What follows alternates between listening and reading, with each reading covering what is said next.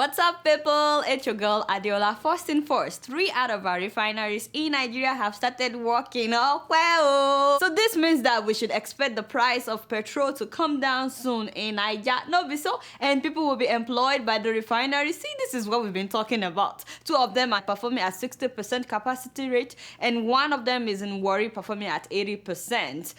Thank you, Oga Buhari. You not do it. Don't worry, we'll meet after the service. Now to the gist, the cocoa of the matter, not the gist. What's up, Mr. Yossi? Make sure you watch her show. But yeah, I mean the gist, never mind. Now to the gist. Okay, you guys know that I don't gossip, so you didn't hear this from me. Move closer. 2 weeks ago, they started the funds. Why are we even whispering? 2 weeks ago, the Department of State Security invaded the 3 homes of the now former National Security Advisor, retired Colonel Sambo Dasuki. Yes, so that is the person in charge of security in Nigeria under President Goodluck Jonathan. He was the first person, by the way, to say the elections will be postponed in February at the London think tank. Remember? Anyway, they found 7 high-caliber rifles at his house. Hey! By the way, when would the DSS release the pictures of the stuff that they found now? My dad give me high caliber rifle. This is how the thing looks like. Chai! Why should one person have 7 of this in his house? Was he fighting Boko Haram in his house? Meanwhile, soldiers were complaining that they didn't give them weapons to fight Boko Haram. Haba! Not only that, they found several magazines in the man's house. So several my dear, you are making me upset. You need to go back to school. What is wrong with you? Bullet magazine. They found several of these inside the man's house. Again, I can't believe that one man has this in his house when soldiers are being killed by Boko Haram for lack of weapons. DSS said that they found several military-related gears. I just wish that the DSS would release pictures of the stuffs that they found. But the one that got me, my people, was they found 12 new exotic vehicles. 12, as in 1 dozen, inside the man's compound. Chey! 12 exotic vehicles inside one man's compound. 1 dozen. These are not the actual pictures of the vehicles, you know, because DSS is yet to release the pictures. And 5 of these vehicles are bulletproof vehicles. Chey! The other time that our aviation minister ordered 2 bulletproof BMWs, everybody was shouting, how did this man get 5 exotic bulletproof vehicles inside his compound and nobody knew about it? Chey! DSS said that the man failed to produce evidence of ownership, which means he did not buy any of these things with his personal money. In fact, none of these things belonged to him, yet he had them in his house. The worst thing is none of these things was recorded in his handover note. The person that he handed over to had no idea that this man had these things in his compound, which means that he didn't want us to know, which is why I'm telling you, you didn't hear this from me. What was his agenda for keeping these things in his house? That is what I cannot figure out right now. Meanwhile, I'm very glad that the DSS found those things. In fact, it's nice to see that the DSS, SSS, EFCC, they are now getting back on their feet in Nigeria. Now to the main domain of the week. I'm sure you guys heard that EFCC last week summoned the daughter of late President Yar'Adua, that is Zainab Yar'Adua, whose husband was the former governor of Kebbi State. They are investigating her over a 2 billion naira fraud. 2 billion. Chai! That is God. At the same time, the EFCC summoned the wife of the Senate President, Bukola Saraki. May I like the woman's response, by the way. That is Mrs. Bukola Saraki. She said that she's ready to cooperate with EFCC. Oh, I like that. In fact, I love it. And that she will be delighted to assist them with any lawful inquiries. By the way, what did her personal secretary, what did he say? Her Excellency, Mrs. Toyin Saraki. Oh, wait a minute. Her Excellency Bibo. Her Excellency Bibo Twani. Why are we referring to Saraki's wife as Her Excellency? Is that because her husband is the Senate President, or because her husband used to be governor once upon a time? Really?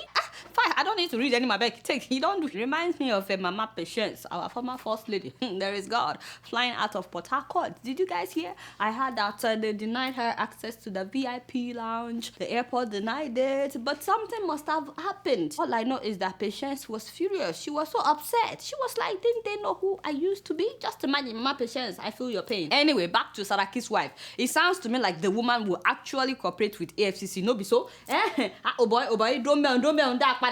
Waiting be this. She went to EFCC with 5 senators.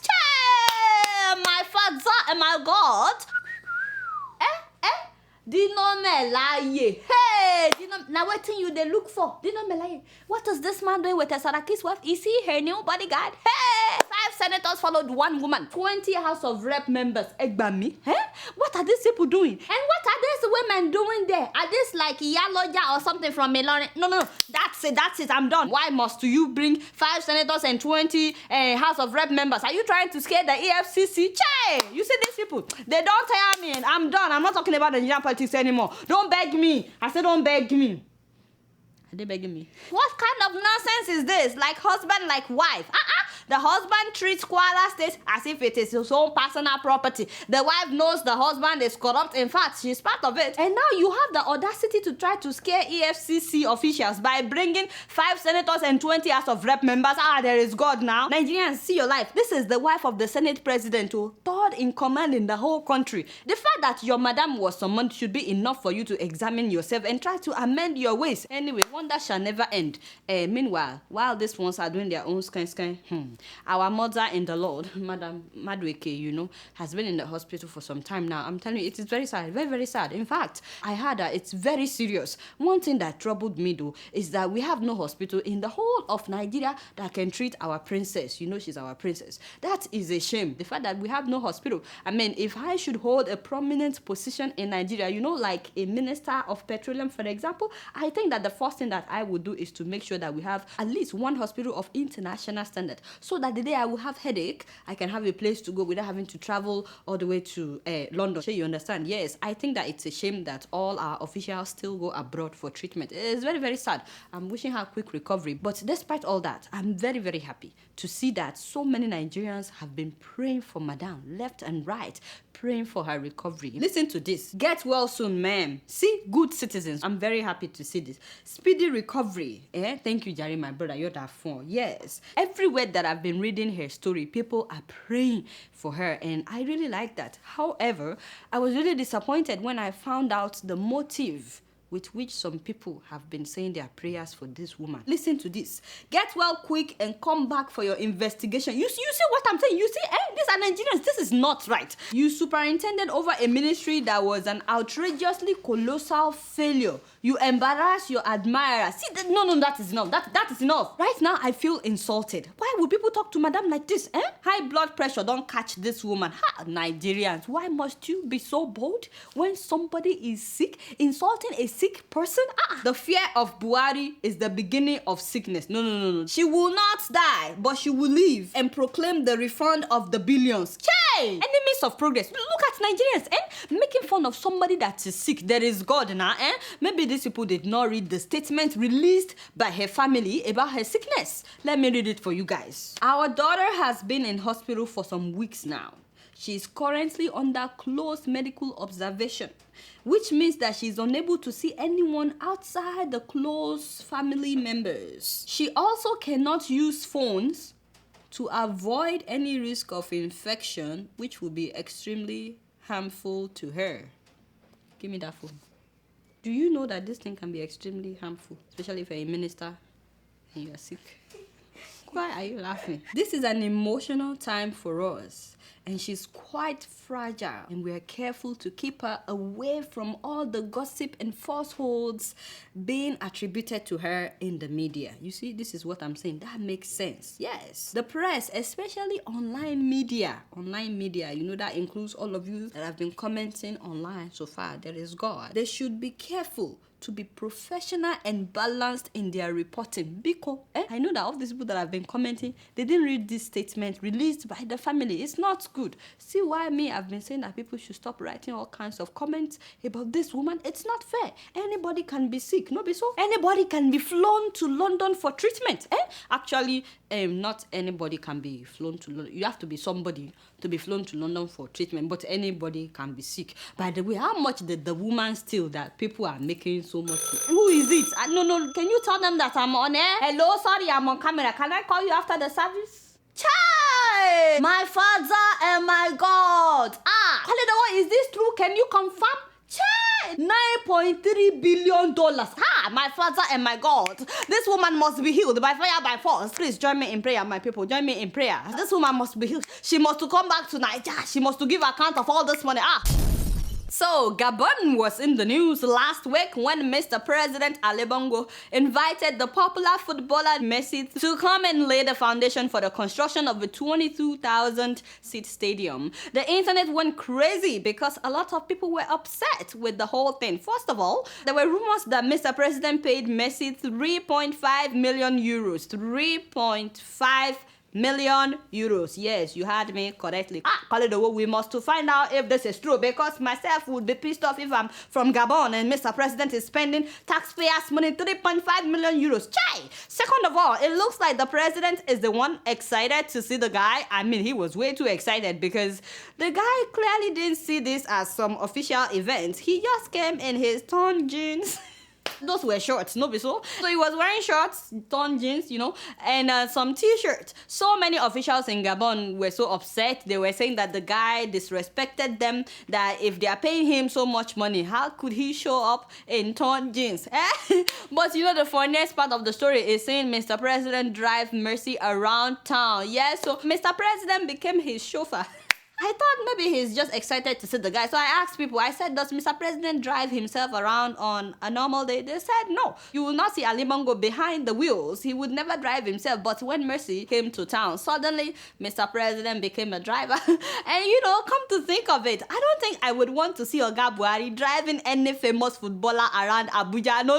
I'll be like, what happened to you? Like, I will have to call Oga Buhari myself. Is it because the guy is white? That would just, yeah, I can't even imagine that. And of course, I cannot imagine Obama driving some footballer around Washington, D.C. I mean, that would be weird, no be so? Anyway, I don't have a problem with Mr. President making a fool of himself and displaying his inferiority complex, but what I have a problem with is him spending the people's money. If truly he gave the guy 3.5 million euros, I was like, Gabon, this is the country where Mr. President and his family have stolen almost all the wealth of the whole country. There's a huge income inequality in Gabon, which means a number of people are extremely like really rich in Gabon, while so many people are extremely poor. According to the African Development Bank, 1/3 of the population lives below the poverty line. This is the poverty line, they live below the poverty line. Meanwhile, the population of the whole country is just 1.6 million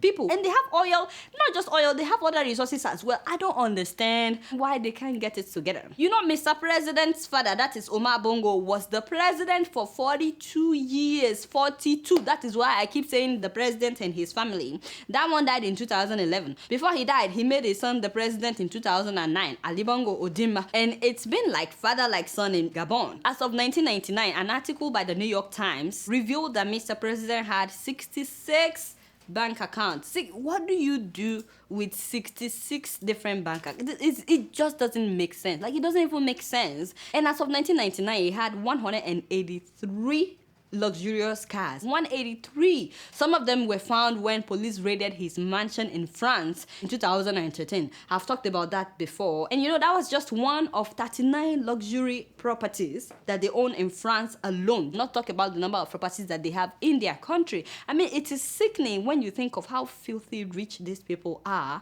while their people are suffering. One mansion has more than 100 rooms. For what? People are complaining that he refused to build good roads, good hospitals and schools, yet is giving a popular footballer, somebody that is already rich. Messi is not broke. Messi is a millionaire as he is. Yet the guy is giving him 3.5 million euros of his people's money. The guy did not even spend the night in Gabon. It was just one day. He came in and out. He left the very same day and made his 3.5 million euros just like that. You see why I say that many African leaders have something wrong with the photosynthesis of their cosmetic vulaga right up here. That is to say that then the craze. Why would anybody do something like that? And I heard that his photo is everywhere in the capital. Like, everywhere you go, you will see Mr. President's picture. You know, someday Nemesis will catch up with these people. You guys know I don't know much. Guess what? I'm just keeping it real. Moving on to Ghana. Lord have mercy. Lord have mercy, because this is one of those bizarre stories, okay? Yes, let me tell you what happened. Some 36-year-old guy decided to kill Mr. President, that is President John Mahama. I'm telling you, the guy meant business. So he went to Mr. President's church with a double-barrel pistol, which Yoruba people will call shakabla. Yes, thank you, my brother. You're that phone. Unfortunately for him, Mr. President and his family were not in church that day. So he was fidgety, he became restless, and that led to him being searched by the security men, which was how they found out that he brought a gun to church. Now, what baffled me were the details. First of all, that was the fourth time that he went there looking for an opportunity. I was like, what? It gets even better. The guy himself was the one that confessed that he went there to kill Mr. President. Hey, can you imagine? They asked him why he wanted to kill the president, and he said because he's been around. He has traveled to Libya and some other countries that are now practicing democracy, and things are working well for these people. Economically, they have good roads, they have stable electricity. Electricity is very, very important to Ghanaians right now. Remember Doomso? Yes, up NEPA, down NEPA. They've been battling with unstable electricity, and it has become a major issue in Ghana. So he said that they have stable electricity in Libya, and things are working well. Meanwhile, a democratic country like Ghana is not as developed as Libya. Just imagine. So he said the solution to all this problem is for him to kill the president in power so that he can become president and fix things. I'm telling you, you cannot make this up, man. I'm not kidding. And he meant it. As a matter of fact, he's been nurturing this idea for years, since the time of the previous president, Atta Mills. So when Atta Mills passed away, he actually thought that he would be made the next president. Unfortunately, he was not elected by the people.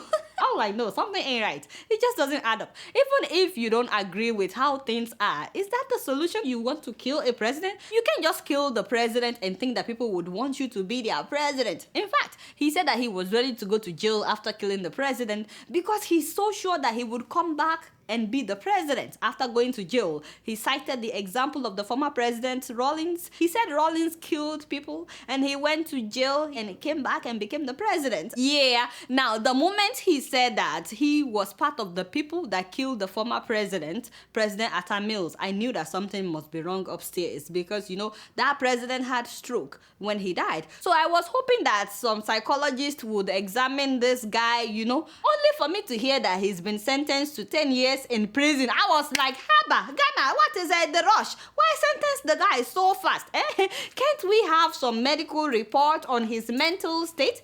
They didn't even get him a lawyer. They just went by his testimony. So honestly, I don't like how they rushed the whole thing. I'm not saying you shouldn't take him to court and all that, but that happened so quickly. Everything within a matter of 2 days. They've already sentenced the guy. That is God now. But on a serious note, I'm hoping that the government of Ghana will do something about this electricity problem. It's starting to frustrate a lot of people now. If only they fixed this guy's electricity, he won't be doing such sky. But when somebody wants to be president, how do you think he felt? Each time you switched off his power, he was probably furious. Each time it's like, I'm coming to get these people. And until the day he decided to buy his shakabula. The gun. Yes, thank you. Fix people's electricity in Ghana. Fix it now. Don't so much to stop. Thank God that Mr. President is okay and his family. Having said that, though, I still think the guy should be examined because, if something is wrong here, he needs treatment. I think that is what he needs right now. Treatment. You can put him in a confined place, but he still needs treatment. But let him be my own. Guess what? I'm just keeping it real. So President Barack Obama was in Ethiopia last week. Yes, so the first sitting American president to visit the Horn of Africa. That's huge. A few weeks ago, I talked about how the government of Ethiopia released a number of journalists as Obama's visit was getting close. I got to interview one of them, by the way, one of the Zone 9 bloggers who was sentenced in absentia. It's on YouTube. You want to make sure that you watch that interview. Now, the interesting thing is, a lot of people were hoping that once in Ethiopia, Mr. Obama will address some human rights violations going on in that country. But instead, Mr. Obama caused a lot of outrage when he said that the present government of Ethiopia was democratically elected. This is how some people reacted. What was Obama smoking to call Ethiopia's dictatorial government democratically elected? Who snap. No, he didn't. Yes, he did. Yes, he did. Oh my God. Oh, by the way, Kenneth Roth is the executive director of Human Rights Watch, and he's American. I'm like, oh, I beg, don't get me in trouble. Enough comments. But I honestly would like to ask the same question. Mr. Obama, you know that this government made it hard for opposition candidates to register or to raise money or to mobilize supporters. In fact, about 17 opposition groups boycotted this election. How is that democratic, Mr. Obama? Peaceful protesters were denied permits. Many of them were harassed and in some cases arrested. News organizations were shut down and reporters were harassed and in some cases arrested. Even American diplomats, your own diplomat, Mr. Obama, they were denied accreditation as election observers in Ethiopia and they were prohibited from formally observing the election process unless the State Department was lying. But that was what the State Department said. The only international observers on ground were from the African Union. Even Britain refused to monitor that election, saying that opposition members were not allowed to partake fairly. So how could you call that a democratically elected government, Mr. Obama? Mr. Obama, yeah, thank you, my boy. I beg, ask Mr. Obama for me. Ask him. There is gods now. But the funny thing is, the very next day after Mr. Obama said that this government was democratically elected, the very next day during the Africa Union Summit, Mr. Obama was telling African leaders to stop clinging to power, that they should just respect time limits and step down when it's their time to step down. Okay. As great as that was, it confused a lot of people. See, this is what somebody said. Yesterday, he was a tricky and mischievous politician, Mr. Jonathan Tesfaye. This man is referring to Obama. And today, he has become a passionate, inspirational human rights activist.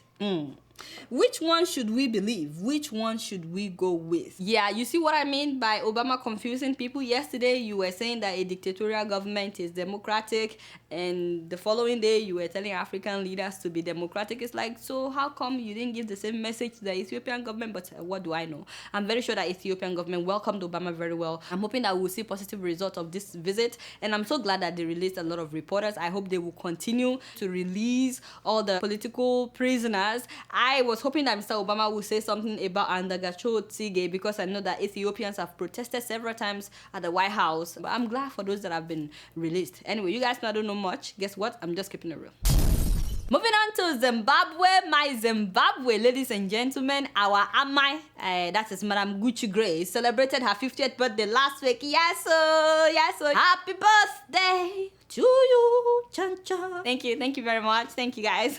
I don't just sing for people, by the way. You have to be a first lady. You know that. I'm trying to be first lady myself someday. Now to the real issue. First of all, exactly how old is this woman? Because she's causing a lot of confusion. When she got married to Robert Mugabe in 1996, this woman said that she was 36. If you're 36 in 1996, today you should be 55, not be so? I was even more confused because the Independent in UK said that she was 42 at the time of her wedding. Once again, if you were 42 in 1996, by now you should be 61, not be so? I'm not the only one confused, by the way. A lot of Zimbabweans are confused as well. In fact, the common saying in Zimbabwe right now is, if you were 36 in 1996 and now you are 50, this year we'll learn a lot from the Amai PhD holder. Amai means mother. That means we'll soon learn a lot from the mother of PhD.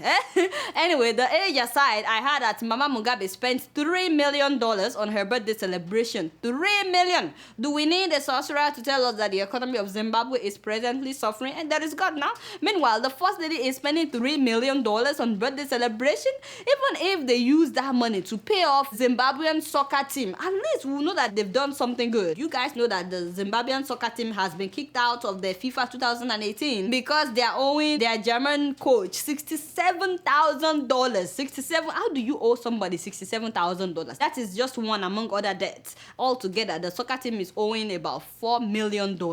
So they kick them out. That's a shame for a whole country. And they are saying there is no money, yet the first lady is spending $3 million. That is God now. The ridiculous thing is that they made it a mandate for people to sponsor birthday greetings on television or in newspaper. For what? And then those people, they had to come come and present her with gifts, including monetary gifts. I'm like, no, this is just wrong. But the one that got me the most is that they apparently launched a book on her birthday titled Am I Dr. Grace Mugabe?